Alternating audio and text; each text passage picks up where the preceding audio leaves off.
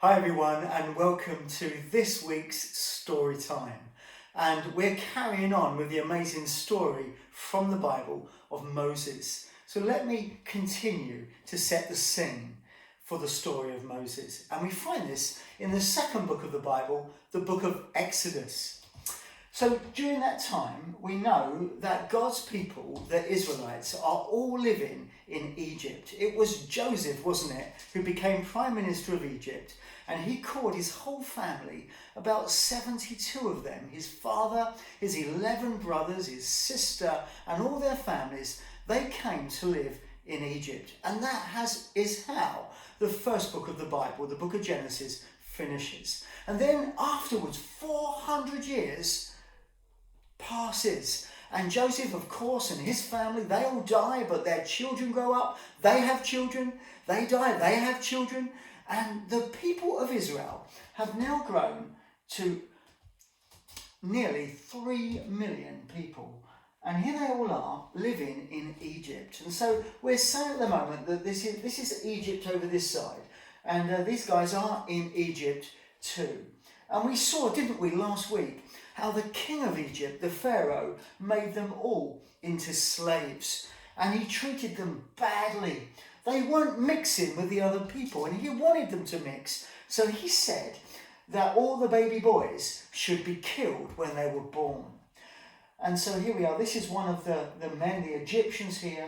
These are all the slaves. They were made like slaves in Egypt. They had to build a lot of things during that time. We saw, didn't we, last week, how at that time Moses was born. Now, he wasn't called Moses. He wasn't named Moses by his mum and dad. He was named Moses by someone else. So this is his mum and dad. Remember, he had a sister. Can you remember her name? Miriam. Good. And he had a younger brother who was about 3 years old when he was born. His name was Aaron. Very, very good. And here's Moses here. And he was born to mum. She hid him, didn't she? And took him down to where the river Nile was. And the princess, let's put the princess here. The princess finds the baby in a basket. And we saw at the end of last week's, well, not at the end, but we saw in last week's message how the princess took Moses and he grew up as a prince in Egypt. So we're going to carry on the story from that time. So we'll take all of these off. We'll leave those still, the slaves over there. They're being treated badly, aren't they, by their slave masters over here. And here is Moses. He's dressed as an Egyptian. He's wearing all the Egyptian makeup. He sees his people being treated badly, doesn't he? And last week, he killed somebody. He killed an Egyptian, hid his body, and thought no one would know about that. But they got to know, and Moses had to leave Egypt. And he went over to this side, over here. He went to a place called Midian. Here he is now. We're going to put him over here. This is Moses. Looks different, doesn't he? Because he's not wearing his Egyptian clothes anymore, and he's not wearing his Egyptian makeup anymore. And he was about 40 years old. And he married this lady. Her name is Zipporah. Yeah. And so Moses and Zipporah got married. Their dad was called Jethro. He was a priest in Midian. And Moses and Zipporah had a son. We put him over here. I don't know what his name was. And so during that time, the people of Israel, still living in Egypt, were praying to God because they were being harshly treated. They were being beaten. Many of their children had died because the king had said the boys should be thrown into the river Nile. Do you know how many years passed? Let me tell you. 40 years passed. 40 years. And Moses has grown older. So can I show you what Moses looks like now? Here he is. Here's Moses. I'm going to put him over here. Moses became a shepherd. And so shepherds look after cows, don't they? No, caught you out. They don't look after cows. They look after sheep. Very good. So Moses became a shepherd. We put him here. Here's a sheep. Probably seen those sheep before, haven't you? Moses became a shepherd. And one day, when he was looking after his father's sheep out in the desert. Now, this is the desert area over here now. He was looking after them, and he took them to where the mountain was. And when he was there, suddenly Moses saw something that frightened the life out of him. He saw this bush, let's put it over here. He saw this bush on fire, but it wasn't burning away. So Moses said to himself, I'm going to go and find out what's going on. So Moses turned aside and he went over to where the bush was. And when he got over there, you know what happened? God began to speak to Moses from the bush. He said, Moses, Moses, take off your sandals. He wasn't wearing Nike trainers. He was wearing sandals. Take off your sandals because the place where you are standing is holy ground. Do you know, wherever God is, it is holy. It is holy. It is special. So Moses took off his sandals and he bowed down before God. God spoke to Moses at the burning bush. Now Moses had made lots of mistakes in his life. He'd even killed a man. He'd run away to save his life. That was 40 years ago. Inside Moses, he was probably feeling very guilty still because of what he'd done. But the people of God, the Israelites, were praying, they were crying, and God was listening. There at the burning bush, God spoke to Moses. He said to him, Moses, I have seen the misery of my people back in Egypt. I have heard their prayers and their cries for help. I have looked at them and I am concerned about them, Moses. So I've decided to send you back to Egypt, back to the king of Egypt, back to Pharaoh, and to say to him, let my people go. Can you all say that with me? Are you ready? We're doing like this. Okay? Let my people go.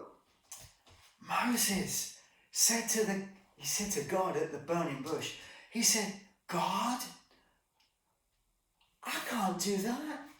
He's probably thinking that he was very old now. He was 80 years old. And do you know what? He came up with lots of reasons why he wasn't the man to do the job. He started to say, God, but I'm not a very good speaker. God said, Moses, who gave you a mouth? Who made your tongue? It was me. I will give you the words to say. But Moses said, oh, but you know, I don't know what to do. Who shall I say has sent me? And God said, tell them, I am has sent you. I am the God of Abraham, of Isaac and Jacob. Do you know, God said, I am the God. He didn't say I was. Do you know why? Because Abraham, Isaac and Jacob, even though they had died, they were still alive with God in heaven. Isn't that amazing? Moses said, well, do you know, he said, but I'm not very good. And he had a stick like this. He had a staff. He would look after his sheep with this. And God said to him, Moses, what is that in your hand? And he said, oh, it's my staff. And Moses had said to God, but what if the king doesn't believe me and doesn't let them go? Well, Moses said, throw your stick on the floor. So he threw his staff on the floor. Do you know what? It turned into a snake. If it was me, I would have run away. But God said, pick it up, Moses, by its tail.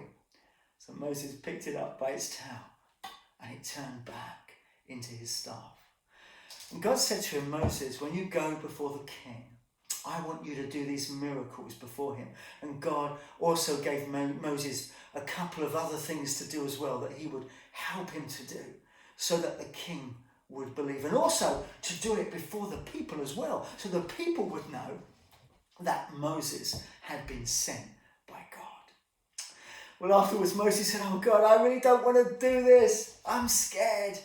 So God said, okay, Moses, I'm going to give you someone to help you. Your brother, remember his name? Aaron. Your brother Aaron, he's on his way. He too will go to Egypt with you. In fact, I will speak to you, Moses. You will speak to Aaron, and Aaron will speak to the king. And that's how it will be. Well, Moses was really scared, but God said, I will be with you. So Moses, he left his sheep, probably with another shepherd, will take the sheep away, will take the burning bush away as well. And Moses would go, here he is, he would go back to Egypt. Here's Moses, I'm going to put him over here. We'll take that man away for a minute. Here's Moses, he's got older now, hasn't he? And here's his brother Aaron. And Moses would first of all go to the people. He would talk to the people and he would explain to them that God has sent him to help them to be set free. They were really pleased when they saw Moses and he did this miracle that God helped him before them, and they were really happy. And then Moses went off with his brother Aaron to the king. Now it was a different king now, of course, because 400 years had passed. It might have even been Moses' half brother who knew him because he grew up with him. And Moses goes before the king with Aaron. Now get ready to do this with me. Are you ready? And he says to the king, what does he say? Let my people go. But you know what? The king sat on his throne and he said, no. Can you do that with me? Are you ready? Grown-ups can join in as well. Are you ready? No. And he started to say to Moses, who do you think you are? Do you think I'm going to let my workforce go? And those who are slaves and doing all the do you think I'm going to let them go? And you know what? He said, Moses, I'm going to make it even harder for the Israelites in their work. I'm still going to expect them to do as much work, but I'm not going to give them as much help or materials like before. Wow, do you know what? The people were so angry when they heard that the king was making life difficult for them that they started to get angry at Moses as well and Aaron. And so to say to him, it was better off before you came.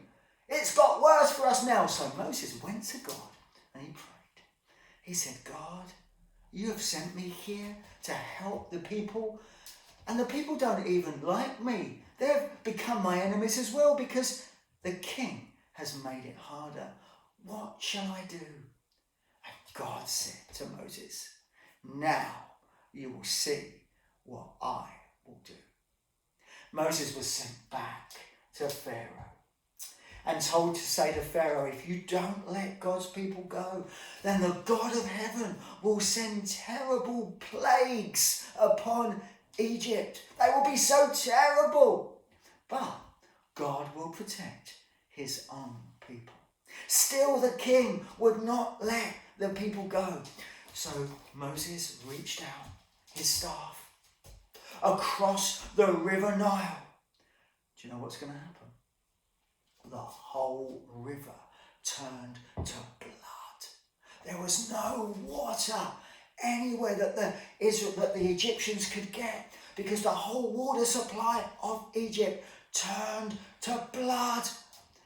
The king was angry, but he was still stubborn and would not let the people go. The next day, Moses went in before the king and he said to the king, get ready, let my people go. Well, we're going to finish now. Next time, I'm going to tell you what happens next. I hope you're enjoying this story. See you soon.